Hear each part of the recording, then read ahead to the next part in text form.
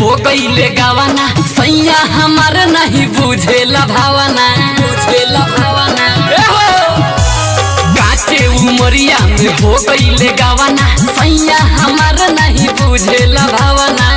उ तो गजबे तरीका से प्यार करेला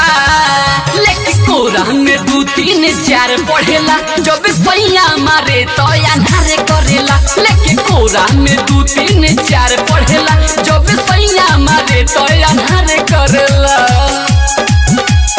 कोरा में 2 3 4 पढ़ेला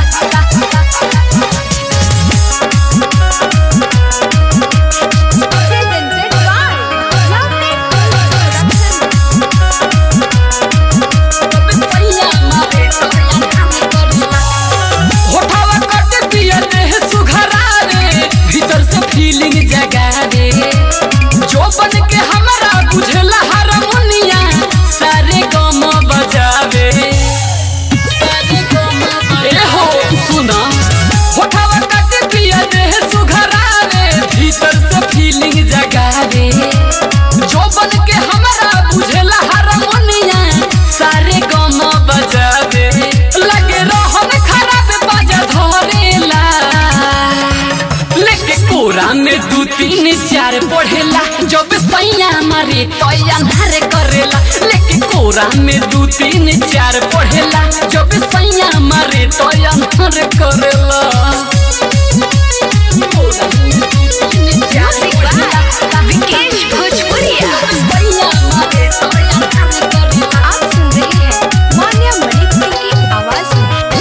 मिले ना सुख दुख देवेला सैया बहुते बाटे बेदर्दी छपे न को कमरिया को हमरा मुकेश अविनाश हरदी ए सखी सुना मिले न सुख दुख देवेला सैया बहुते बाटे बेदर्दी छपे न को कमरिया को हमरा मुकेश अविनाश हरदी